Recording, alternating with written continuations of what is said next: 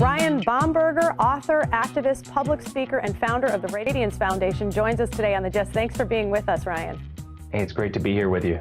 So I want to talk to you first about just all of your work. I got to hear you after the March for Life when I missed you at the March for Life, and I was blown away by your message and by your talk. And something that struck me is that you say you're the 1% used to justify 100% of abortion. Tell us your story.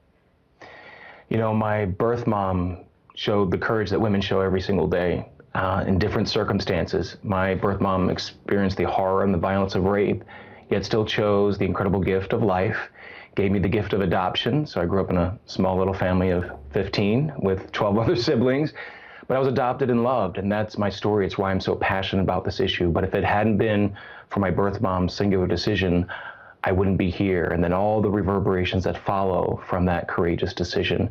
And so I am that 1% that's constantly exploited when anybody, especially Planned Parenthood, talks about abortion. And when, you're right when you say that, because every time I'm ever in a discussion, and I try to say not a debate because that never seems to work, but whenever I'm in a discussion about abortion, I'll make all of these really, persuasive and powerful and emotional arguments, and then somebody will come back and say, well, how could you decide for somebody who was raped?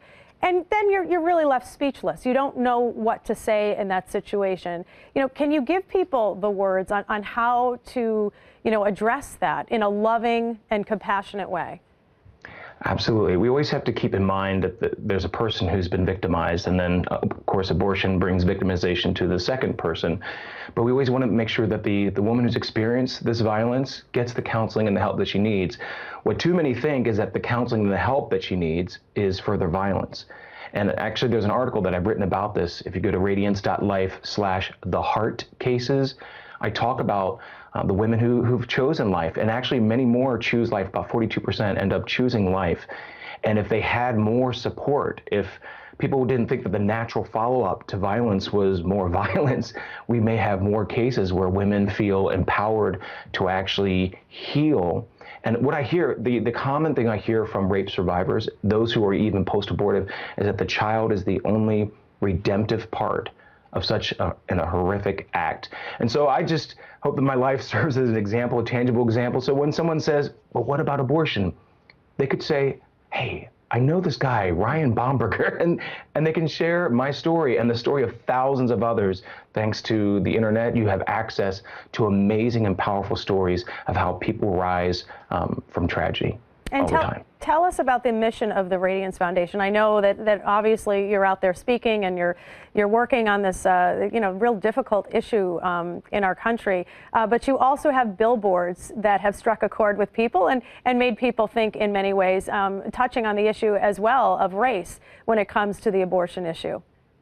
Well, I've never been a quiet one. When you grow up in a family of 15 and you're almost the middle child, there's this need, this compulsion to, stand out a little bit.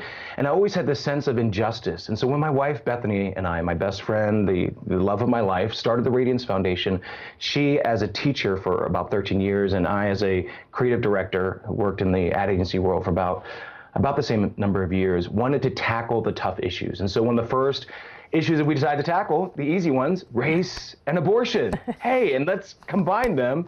And we launched this in Atlanta. We did about 50 billboards working with Georgia Right to Life. And we talked about the hugely disproportionate impact of abortion in the Black community, where abortion rates are up to 5 times higher. And so we launched our TooManyAborted.com campaign. And the response wasn't exactly what we expected, but people couldn't handle this. How's this brown guy talking about racism, which is an inherent part of the abortion industry? It's an innate part of an industry that was birthed in eugenic racism and elitism. And so part of what we do through the Radiance Foundation is illuminate the truth about a variety of social issues, all in the context of God-given purpose.